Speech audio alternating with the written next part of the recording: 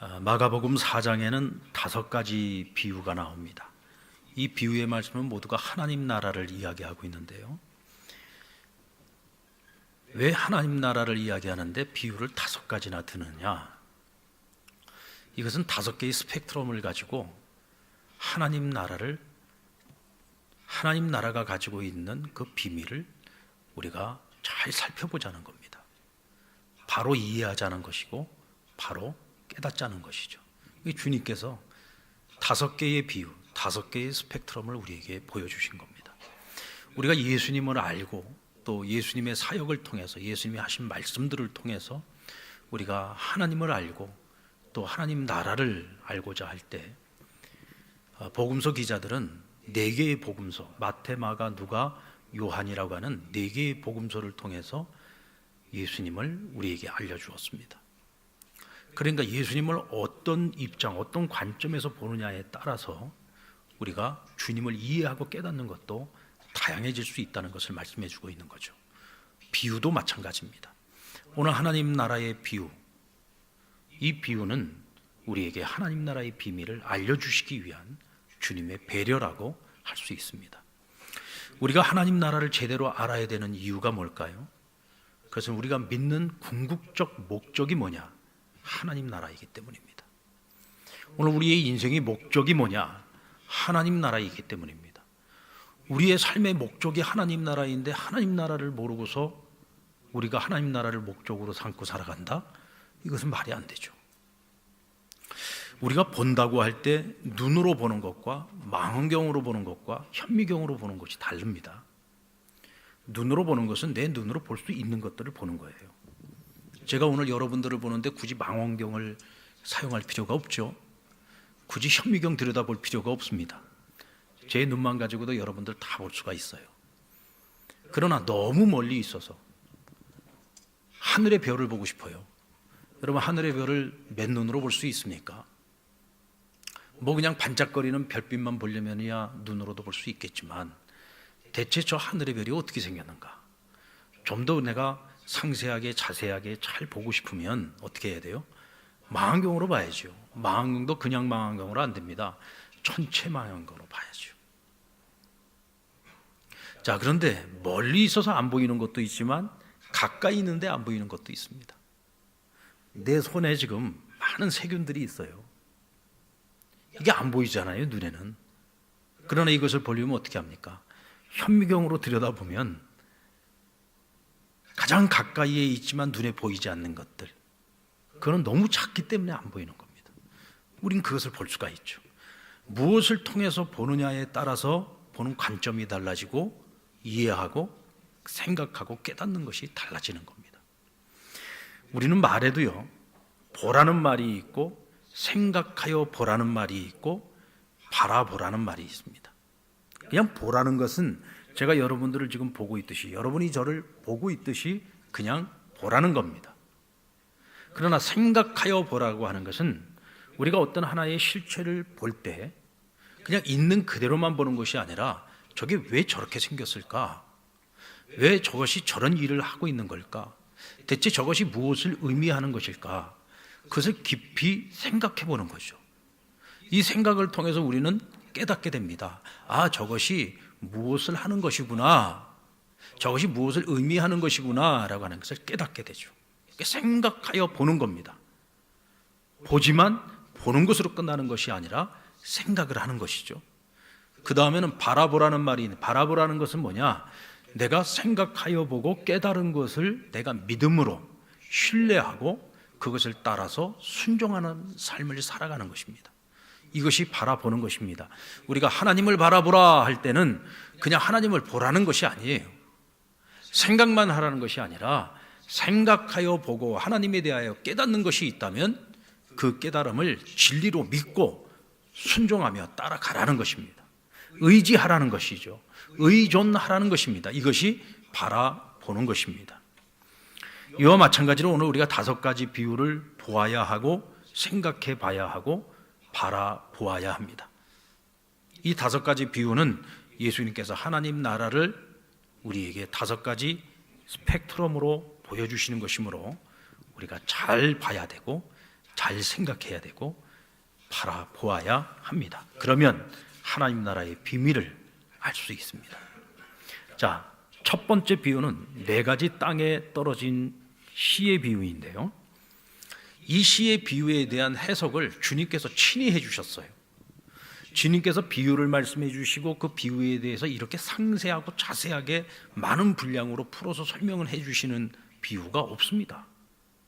어쩌면 거의 유일하다고 할 수 있을 정도인데, 그래서 오늘 이 씨의 비유에 대한 해석은 아주 분명하죠. 씨가 하나님의 말씀이라면 이 씨가 뿌려지는 4가지 땅은 사람들의 마음 밭을 말하는 것입니다. 먼저 길가에 떨어진 씨, 그리고 더러는 흙이 얕은 돌밭에 뿌려진 씨, 때로는 가시 덤불이 위에 떨어진 씨, 그리고 좋은 땅에 심겨진 씨, 이 4가지 종류의 땅이 있는데, 먼저 길가에 떨어진 씨입니다. 주님 말씀하시기를 길가에 떨어져 있는 씨는 심겨지기도 전에 새들이 와서 먹어버린다 그랬어요. 여기서 말하는 새는 무엇을 의미하느냐? 사단을 의미하는 것입니다. 하나님의 말씀이 우리의 마음밭에 떨어졌는데 우리가 이것을 빨리 우리의 마음에 심지 않으면 사단이 와서 그 씨를 다 먹어버린다는 거예요. 씨는 뭐라고요? 하나님 말씀이요. 하나님 말씀을 사단이 다 먹어버리는 겁니다. 그러니까 내 안에 심겨지지 않으니 열매를 기대할 수 없는 거죠. 그 다음, 더러는 흙이 얕은 돌밭에 떨어집니다. 흙이 깊지 않고 얕기 때문에 뿌리는 빨리 내릴런지 모르겠어요. 그러나 해가 뜨고 햇빛이 쨍쨍하면요, 땅이 깊지 않기 때문에 난 뿌리가 금방 말라버립니다. 뿌리가 말라버리면 죽는 거죠. 그러면 당연히 열매를 맺지 못합니다. 이것은 무엇을 의미하는 것이냐? 우리가 하나님의 말씀을 받을 때 그 말씀을 듣고 은혜도 받아요. 말씀을 듣고 기쁨도 있습니다. 나름의 깨달음도 있어요. 그래, 내가 이렇게 살아야지, 이런 마음도 먹습니다. 그런데 우리에게 어느 날 시련이 찾아와요. 어려움이 찾아옵니다. 그런데 내 이 믿음의 뿌리가 깊지 않다 보니까, 내 믿음의 뿌리가 깊지를 않아요. 내 마음이 깊지를 못합니다. 그러니까 받은 은혜가 있었는데도 불구하고 그 시련 앞에서 은혜를 다 까먹고 마는 거예요. 하나님의 말씀이 내 안에서 열매를 맺지 못하고 그냥 은혜 받은 것으로 끝나버리고 마는 겁니다. 전혀 삶의 열매로 나타나질 않죠. 그 다음 3번째, 가시떨기입니다. 이 가시떨기는 가시가 자라서 기운을 막으니까 결국은 결실하지 못한다 그랬어요. 이는 세상의 염려나 재물의 유혹과 여러 유혹들이 들어와서 말씀을 갉아먹고 결국은 결실하지 못하는 것을 의미하고 있습니다. 여러분들 설교 시간에도요, 다들 저를 쳐다보고 있고 말씀을 지금 열심히 듣고 계시지만 어떤 분은 지금 여러 가지 인간적인 세상적인 근심 걱정 염려거리가 마음속에 가득 차 있으면은요, 지금 눈은 저를 보고 있고 귀는 열려 있어서 듣는 것처럼 보이지만 이런 세상에 근심 걱정 염려가 가득 차 있으면 말씀이 하나도 귀에 안 들어옵니다. 듣고 있는 것처럼 보일 뿐이지 마음은 딴 데가 있는 거예요. 나의 생각은 다른 데가 있는 겁니다. 이런 사람은 절대로 어떤 열매도 결실할 수가 없는 거죠. 그런데 더러는 좋은 땅이 있다 그랬습니다. 이 좋은 땅에 뿌려진 씨는 30배, 60배, 100배의 열매를 결실하게 된다. 자, 그렇다면 여러분, 오늘 우리의 마음밭은 어떤 밭이어야 되겠습니까? 길가밭입니까? 돌짝밭입니까? 아니면 가시덤불입니까? 아니면 옥토밭입니까? 여러분들 작년 한 해를 살 때 여러분의 마음밭은 어느 쪽에 밭이 가장 많았는지 한번 생각을 해보세요. 결국 이 비유를 통해서 주님께서 우리에게 말씀하시는 것은 수용자의 책임에 대해서 말씀하고 있는 거예요. 하나님의 말씀의 씨앗은요, 다 똑같습니다. 똑같은 하나님의 말씀의 씨앗이 뿌려져도, 오늘 여기에 많은 성도들이 있지만 이 말씀이 선포되어졌을 때에 어떤 사람은 이 말씀을 100% 수용해서 풍성한 열매를 맺는가 하면, 어떤 사람은 근심 걱정 염려 때문에 한쪽 귀로 듣고 한쪽 귀로 다 흘려버리고, 어떤 사람 말씀이 떨어지기도 전에 졸고 있어서 전혀 듣지도 못하고 그냥 가버리는 사람도 있을 것이고, 어떤 사람은 나름 은혜는 받았는데 집으로 돌아가는 그 순간 다 잊어버리고 은혜 다 까먹고 또 한 주간을 그저 세상적으로 우리가 살아갈 수밖에 없는. 그러나 어떤 이는 그대로 말씀을 먹고 그대로 말씀을 수용하고 순종해서 풍성한 열매를 맺는 이도 있을 것이란 말이죠. 수용자의 책임이 중요하다는 겁니다. 그럼 그 수용자가 누구냐? 바로 우리 자신이고, 우리의 마음밭을 옥토밭으로 잘 갈무리하고 잘 가꿔야 될 책임이 우리 자신에게 있다는 것을 말씀해 주고 있습니다. 근데 자, 여기서 우리가 한 가지 의문점을 갖게 돼요. 여기서 말하고 있는 씨는 하나님의 말씀을 의미하고, 말씀이 육신이 되어 예수님이시잖아요. 자, 그렇다고 한다면 이 씨는 예수님을 가리키기도 하고, 또 예수님께서는 자신의 삶을 통해서 하나님 나라가 자신이라는 것을 증명해 보여주셨습니다. 그렇다면 하나님 나라가 뭐냐? 예수님이요. 예수님이 곧 하나님 말씀이에요. 그런데 하나님의 말씀의 생존율이 4분의 1밖에 안 돼요. 오늘 여기서 선포되어지는 하나님의 말씀의 생존력이 4분의 1밖에 안 돼. 4분의 3은 다 죽어버려. 자, 그렇다고 한다면 이 말씀의 생존율이 4분의 1밖에 안 돼? 하나님 나라의 능력이 그거밖에 안 되는 거야? 예수님의 능력이 그거밖에 안 돼? 라는 오해를 가져올 수도 있습니다. 그래서 이어지는 비유가 등불 비유예요. 자, 등불 비유 21절로 22절의 말씀을 쉬운 성경으로 제가 읽어드리겠습니다. 하나님께서 그들에게 말씀하셨습니다. 등불을 침대 아래나 돛방 밑에 두겠느냐? 등잔대 위에 두지 않겠느냐? 숨긴 것은 나타나고 비밀은 드러나게 마련이다. 주님이 이 땅에 오신 것은 등불로 오셨답니다. 등불의 역할이 뭡니까? 밝히 보여주는 거죠. 밝히 보여주기 위해서 등불을 가지고 왔는데 이 등불을 침대 밑에다 두겠느냐? 그건 어리석은 것 아니겠느냐? 그럼 어디다 두겠어요? 등잔 위에다가 둔다. 그래서 방 안을 밝히 밝혀가지고 가리워져 있는 것들을 다 드러내준다는 거예요. 여러분, 주님께서 이 세상에 오신 것은 진리를 감추기 위해서 오신 것이 아닙니다. 진리를 다 드러내어 밝히 드러내어서 우리로 하여금 그것을 보게 하시고 알게 하시고 깨닫게 해주시는 분이다. 이게 주님께서 이 땅에 오신 목적입니다. 하나님의 나라가 이 땅에 떨어졌는데, 하나님의 말씀이 이 땅에 떨어졌는데 4분의 1만 살고 4분의 3은 다 죽은 것처럼 보여요. 그런데 등불로 이 땅에 오신 예수님께서 우리에게 말씀하십니다. 아니다. 그 4분의 3이 죽은 것처럼 보이지만 죽은 것이 아니다. 여러분, 예수님께서 십자가에 달려 죽으셨습니다. 모든 사람들이 다 죽었다고 생각하고 모든 것이 다 끝났다고 생각했습니다. 다 슬퍼했습니다. 세상이 두려워 다들 몸을 숨기기 위해서 곳곳에 가서 자기 몸을 숨기고 있었습니다. 그런데 그 주님께서 사흘 만에 부활하셨습니다. 죽은 것처럼 보였지만 그러나 주님은 사망을 깨고 승리하시고 일어나셨습니다. 부활하셨습니다. 그리고 영원한 생명의 주가 되어주신 겁니다. 그것은 곧 무엇을 의미하는 것이냐? 하나님의 말씀은 죽은 것처럼 보여도 죽은 것이 아니고, 하나님의 말씀은 사라진 것처럼 보여도 사라진 것이 아니다.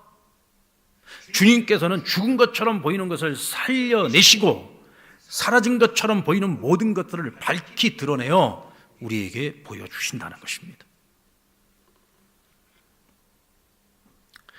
길가에 떨어진 씨가 여러분 죽은 것처럼 보이죠? 새가 먹었습니다. 그것이 나중에 무엇으로 나옵니까? 새의 배설물로 나오죠. 거기 씨는 살아 있습니다. 그 씨가 또 땅속에 들어가면 열매를 맺습니다. 죽은 것처럼 보이는데 죽은 게 아닙니다. 바싹 말라서 죽은 것처럼 보이는 씨앗이지만 그러나 그 씨앗은 결국 파종감이 될 준비를 하고 있는 것입니다. 가시에 완전히 막혀서 죽은 것처럼 보이는 씨앗이지만 결국 그것이 한 알의 밀알이 되어서 많은 열매를 맺는 밑거름이 되는 것입니다. 결국 무엇을 말씀하시는 것이냐? 씨 안에 있는 하나님 나라의 생명력, 말씀이 가지고 있는 생명력, 예수 그리스도의 생명력은 죽은 것처럼 보여도 죽은 것이 아니라는 것이에요. 사라진 것처럼 보여도 사라진 것이 아니라는 것입니다. 우리 안에 하나님의 말씀이 심겨졌는데 이 말씀이 내 안에서 전혀 어떤 영향력도 미치지 못하고 그 말씀이 나를 어떻게 변화시키는 것 같지도 않아 보입니다. 그래서 말씀이 내 안에서 죽었다고 생각했습니다. 사라져버렸다고 생각했습니다. 근데 여러분, 죽은 게 아니에요. 사라진 것이 아닙니다. 당장의 열매가 없다고 해서 죽은 것으로 생각하지 말라는 것입니다. 사라진 것으로 생각하지 말라는 것입니다. 그래서 네 번째 비유에 이어지는데, 네 번째 비유는 뭐냐? 저절로 자라나는 씨 비유입니다. 농부는 씨를 심어요.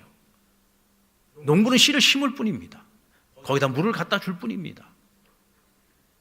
홍수가 나면은 어떻게 해서라도 이 이삭을 살려보기 위해서 애를 쓰겠죠. 그러나 적어도 씨가 밭에 심겨져서 씨에서 뿌리가 나고 줄기가 나고 거기서 열매를 맺게 만드는 이 모든 것을 누가 하느냐? 씨 자체가 가지고 있는 씨의 생명력이 그 모든 것을 스스로 해낸다는 거예요.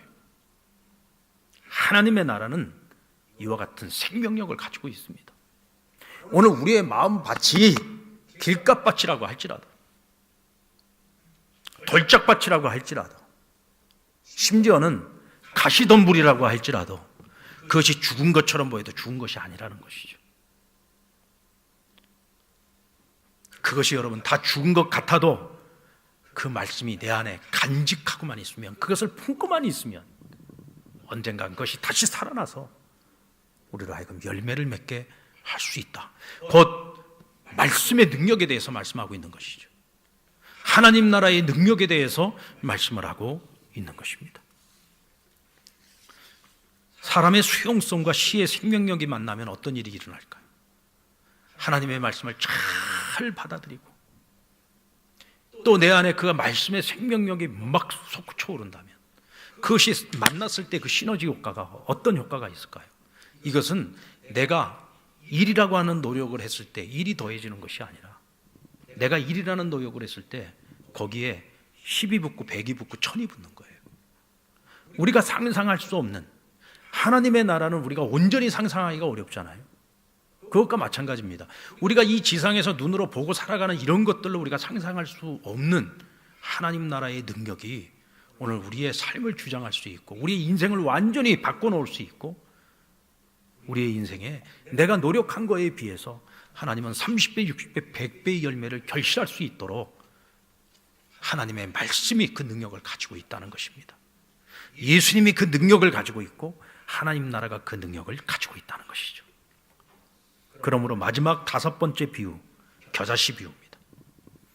지극히 작은 씨앗, 눈으로 잘 보이지도 않는 씨앗이지만 이것이 땅에 심겨졌을 때는 세월이 흘러가면서 스스로 뿌리를 내리고 줄기가 나오고 싹이 나오고 그것이 점점 자라서 나중에는 새가 깃드는 큰 나무가 된다고 말씀해 주고 있습니다. 여러분, 씨는요 심겨져야 돼요. 뿌려진 것으로만은 안 됩니다. 여러분들은 오늘 이 시간에 하나님 말씀을 듣는데 하나님 말씀을 듣고 내 마음에 그 말씀이 심겨지지 않으면 한쪽 귀로 듣고 한쪽 귀로 흘리는 거죠. 받은 나름대로의 은혜는 있는 것 같은데 문 열고 나가는 순간에 오늘 설교 제목이 뭐였지? 오늘 내가 무슨 말씀 들었지? 다 잊어버립니다. 받은 말씀이 내 것이 되려면은요 심어야 되는 거예요. 여러분들 공부 잘하는 아이들의 특징을 보면은요 책상에 오래 앉아 있는다고 공부 잘하는 거 아닙니다. 정리 잘하는 아이들이 공부를 잘해요. 수업 시간에 선생님들한테 수업 시간에 드는 내용을 가지고서 쉬는 시간에 잠깐이라도 정리를 딱 해놓은 아이들은요 그게 자기 것이 되는 거예요. 우리 지금 상남교회 슬기로운 구역 나눔이라고 하는 지금 온라인 콘텐츠가 있습니다.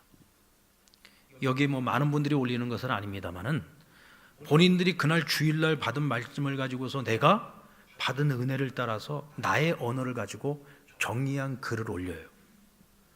그것을 아나운서가 같이 읽어도 주고 문자라도 보여줍니다. 그와 같이 자기가 자기의 언어를 가지고 정리를 한 사람들은요, 그날 내가 받은 하나님의 말씀을 내 마음에 심은 거예요. 이걸 심어서 이 말씀이 내 안에서 열매를 맺을 수 있도록 그 말씀을 따라서 살아갈 수가 있는 거죠. 이게 심는 겁니다. 나 오늘 은혜 받았어. 그 은혜 얼마 못 갑니다. 남의 언어로 내가 들은 것은 얼마 못 가요. 들은 것을 가지고서 내가 정리를 해서 내 것으로 만들어야 그것이 내 것이 되는 거고, 그래야 그것을 내가 내 마음속에 품고 살아갈 수 있는 것이고, 간직하고 살아갈 수 있는 것이고, 언제든지 기억해서 끄집어낼 수가 있는 겁니다. 이게 심는 거예요. 이와 같이 말씀을 심고 살아갈 때 내 안에 심겨진 이 말씀이 어느 때가 되어 열매를 맺어야 될 때가 되면, 이것이 살았는지 죽었는지도 몰랐는데 어느 날 어느 순간에 이것이 마치 겨자씨가 큰 나무가 되듯이 그와 같은 큰 나무가 되고 큰 열매를, 풍성한 열매를 맺는 역사가 어느 날 내 인생에 찾아온단 말입니다.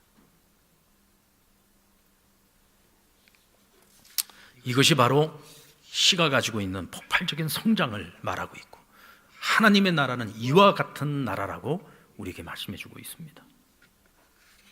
자, 이 5가지 비유를 다시 한번 간단히 정리해 드립니다.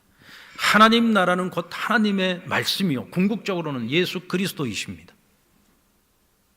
그리고 그 말씀을 우리가 받아들일 때에 오늘 내가 어떤 마음의 밭을 가지고 그 말씀을 받아들이냐가 중요합니다. 그런데 여러분, 나의 수용성만 갖고는 안 됩니다.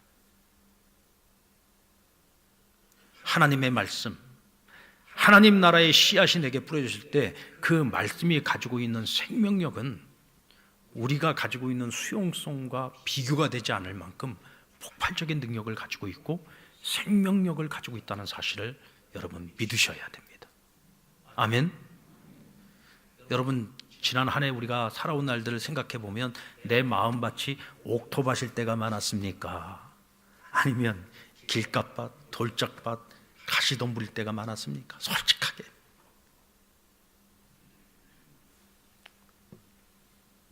실질적으로 옥토밭일 때가 그렇게 많지 않습니다. 그럼에도 불구하고 우리가 이만큼 믿음을 지키고 있고, 이만큼 믿음 안에서 하나님을 신뢰하고 믿음으로 살려고 애를 쓰고 있는 것은 우리의 노력에 의한 것이 아니에요. 우리의 노력에 비해서 하나님의 말씀의 능력이 그만큼 크기 때문에 그런 겁니다. 아멘. 문 열고 나가면서 다 잊은 것 같은데 어떤 순간이 오면은요, 잊은 것 같았던 말씀이 떠오릅니다. 생각이 납니다. 나는 어리석고 미련해서 잊어버릴지 모르지만 내 안에 계신 성령님께서는 그것을 기억하고 계셔서 성령님이 우리로 하여금 그 말씀을 생각나게 하시고 그것을 기억나게 하시는 거예요. 그래서 말씀의 생명력이 우리로 하여금 열매를 맺도록 만들어주는 것입니다. 지난 한 해 여러분들이 맺었던 모든 열매, 그렇게 다 맺어진 겁니다. 우리는 이것을 가리켜서 하나님의 은혜라고 말하죠. 아멘. 그러나 우리가 그것만 의지해서는 안 되고 하나님의 은혜와 오늘 내 마음의 밭을 내가 잘 갈무리해서 좋은 밭으로 가꾼다면 이것이 합쳐졌을 때 얼마나 놀라운 일들이 일어나겠습니까? 이때 여러분은 우리의 인생에 회복도 찾아오고 더 나은 미래를 향해서 나아갈 수 있는 새로운 에너지가 생기는 거예요. 자, 그렇다면 우리는 하나님 말씀을 대할 때 어떤 태도를 취해야지 될까? 이게 결론입니다. 먼저 하나님 말씀을 듣고 보아야 합니다. 말씀을 보고 듣는 것은 심는 거예요. 제가 심는 거에 대해서 여러분 충분히 말씀드렸습니다. 말씀이 뿌려지기만 하면 사단이 와서 다 먹어버립니다. 온갖 세상 근심, 걱정, 염려가 말씀이 뿌리를 내리지 못하도록 다 막아버립니다. 그래서 우리는 방해꾼들이, 회방꾼들이 그것을 가로막지 못하도록 내 안에 우리 스스로가 하나님의 말씀을 심기 위해서 여러분들 애쓰셔야지 돼요. 그래서 나는 기억력이 좋지 못하다 하시는 분들은 설교 시간이라도 말씀을 들으면서 깨닫는 것이 있으면요, 그것이 내 머릿속에 오래 기억될 거라는 착각에서 벗어나십시오. 여러분 주보가 되놨든 아니면 작은 메모노트가 됐든 그렇다고 설교를 다 받아 적으라는 게 아닙니다. 내가 받은 은혜가 있으면 그 은혜만 간단하게라도 메모를 해놓으십시오.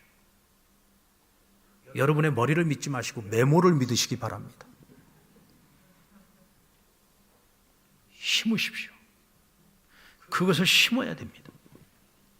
심지 않으면 다른 것들이 와서 다 먹어버립니다. 심으십시오. 심는다는 것은 말씀을 품고 그것을 내 안에 간직하는 것이죠. 어떤 분이 그러더라고요. 목사님, 저는요 성경을요 몇 장만 읽으면은요 졸음이 옵니다. 왜? 이해가 안 되니까, 깨달아지지 않으니까. 여러분, 우리가 세상의 이치를 깨닫는데도 얼마나 많은 시간이 걸립니까? 우리가 하나님의 말씀을 깨닫는 게 그렇게 쉬워요? 그렇게 간단한 겁니까? 그렇지 않잖아요. 무엇이든지 시간이 필요합니다. 그런데 말씀을 버리지 않고 내가 그 말씀을 내 안에 하나하나 심어 놓으면, 이해가 안 되어도 그것을 내 안에 하나하나 심어 놓으면 어느 때가 되었을 때 하나님께서 어떤 사건을 통해서든지 아니면 내 삶의 어떤 영역에서 그것이 이해가 되어지고 깨달아지도록 만드는 순간이 옵니다. 이때 내 안에 열매가 나도 모르는 사이에 30배, 60배, 100배의 열매가 막 터져 나오는 것입니다. 어느 순간서부터 성경을 읽는데 처음에는 이해가 안 돼도 계속 읽었어요.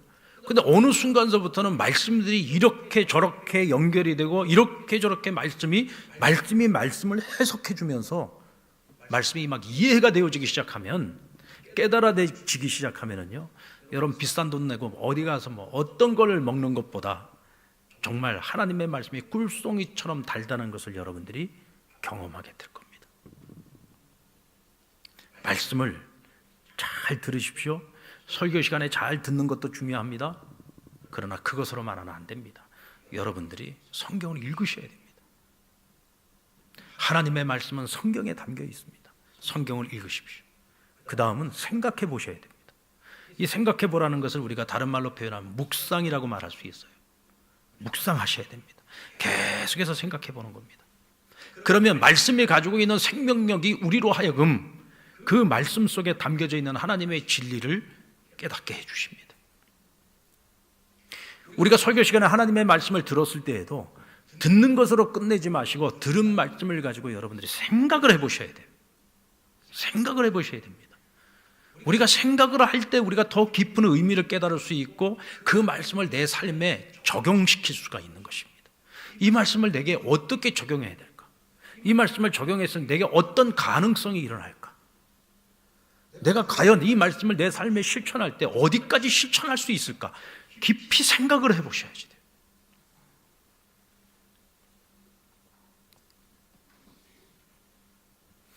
우리가 말씀 묵상하면 1시간 이상 하시는 분들 많지 않죠. 처음에는 이게 말씀 묵상도 쉽지 않습니다. 그러나 이것이 어느 정도 훈련이 되면 우리가 한 20분, 30분만 투자해도, 하루에 20분, 30분만 투자해도 우리는 매일 하나님이 주시는 영의 양식을 내가 먹고 내 삶에 심어서 그날 하루를 살면서도 열매를 맺을 수가 있어요. 왜? 말씀 자체가 능력이 있고 생명력이 있기 때문에 그렇습니다. 내가 공들이는 시간은 불과 20분, 30분인데 그 짧은 시간을 투자해서 하나님께로부터 받은 그 말씀이 나의 오늘 이 하루를 책임져 준다면 그건 투자할 만한 것 아니겠습니까? 그리고 바라보아야 합니다. 이 바라본다는 것은 그 말씀을 통해서 깨달은 진리를 하나님 나라의 비밀로 믿고 신뢰하고 순종하며 따르는 거죠. 말씀이 우리를 이끌어 주시는 길은 마치 발 위에 등불의 역할을 하고 있어요. 내가 어디로 가야 할지, 어디에서 멈춰야 하는지, 내가 지금 가고 있는 이 길이 옳은 길인지 바른 길인지, 이 모든 것들을 우리가 하나님 말씀을 통해서 깨달을 수 있죠. 제가 이제 우리 상랑교회 부임한 지가 올해로 이제 15년 차예요. 제가 2008년도 제가 6월 달에 부임을 했으니까요. 그러니까 연차로 보면 제가 15년 차. 제가 우리 상랑교회 내려오기 전에 기쁘다 구주 오셨네 그러면서 내려왔을 것 같습니까? 아니면은 제가 고민하면서 내려왔을 것 같습니까? 아마 우리 성도들은 제가 당연히 우리 목사님이 상랑교회 온다고 얼마나 기쁘고 막 박수를 치고 기쁘다 구주 오셨네 그러면서 내려왔을 거라고 다들 생각하실 거예요. 사실 그 마음도 있었습니다. 그러나 그 마음도 있었지만 제가 우리 이곳에 처음 내려오던 그때에는 사실 좀 여러 가지 많은 어려움들이 있었습니다. 그래서 제가 모든 것이 다 결정되고 난 이후에도 상랑교회를 내려와야 되나 내려오지 말아야 되나 참 고민 많이 했습니다. 잠도 안 오고 그래서 철야하면서 하나님 앞에서 눈물로 기도하면서 가야 됩니까? 안 가야 됩니까? 많은 기도했습니다. 근데 그때 당시에 저희 집사람하고 저하고 이사야서를 가지고 같이 묵상을 하고 같이 나눔을 가졌었는데 하나님께서 같이 묵상을 하면서 저희들에게 계속 주시는 말씀이 뭐였냐면 내려가라, 나중에는 달려가라, 나중에는 날아가라. 여러분들 한번 이사야서 읽어보세요. 웬 이사야서에 그렇게 내려가라는 말씀이 많이 나오는지 몰라. 거기다 또 달려가라는 말씀이 그렇게 많아요. 나중에는 날아가라는 말씀도 나오더라고요. 저는 그 말씀이 하나님이 내게 주시는 응답으로 들었습니다. 하나님 내려가라고 하시는구나, 달려가라고 하시는구나, 나중에는 날아가라고 하시는구나. 하나님의 음성입니다. 순종해야죠. 그래서 제 마음에 모든 갈등, 모든 것들 다 내려놓고 이건 하나님의 부르심이 확실하다. 제 마음에 결단을 가지고 아내와 함께 내려왔습니다. 그리고 15년 세월이 지나고 참 지금 뒤를 돌아보면은요, 그때 내가 만약 불순종했었다면 어떻게 됐을까? 저는 그때 하나님의 그 명령, 하나님의 뜻 앞에, 말씀 앞에 순종했던 것이 저에게 얼마나 큰 은혜였고 얼마나 큰 복이었는지 저는 그것을 날마다 깨닫고 살아갑니다. 여러분들, 내가 생각할 땐 지금이 때가 아니다, 지금은 그때가 아니야 라고 아무리 내가 그렇게 생각을 하고 있어도 하나님이 내게 그 말씀을 계속 주시면 그거는 내가 순종해야 되는 하나님의 진리고 하나님의 명령이고 하나님의 말씀인 겁니다. 그러면 그 말씀을 붙들고 순종해야 되는 거예요. 그 당시에는 내가 왜 순종을 해야 되는지를 잘 모릅니다. 때로는 내가 전혀 원치 않는 길일 수도 있어요. 그러나 그것이 하나님의 말씀이고 하나님의 명령이라는 분명한 사인이 내 안에 주어졌을 때는 무조건적으로 순종하셔야 됩니다. 이것이 뭐냐? 바로 바라보는 것입니다. 말씀을 철저하게 의지하고 의존해서 내 삶의, 내 인생의 모든 걸 거기에 맡기는 겁니다. 그리고 순종하며 그 길을 걸어가는 것이 바라보는 것입니다. 이때 여러분, 정말 지극히 작은 겨자씨처럼 보이지만 세월이 지나고 나서 보면 그것이 새가 깃들 만한 큰 나무가 되고 풍성한 열매를 맺게 되는 것입니다. 금년 안에 하나님의 말씀을 열심히 읽고 들어서 우리의 마음밭에 많이 심으십시오. 그리고 묵상의 삶을 통해서 많은 깨달음과 풍성한 은혜를 누리시기 바랍니다. 그리고 받은 말씀을 붙들고 순종하며 사십시오.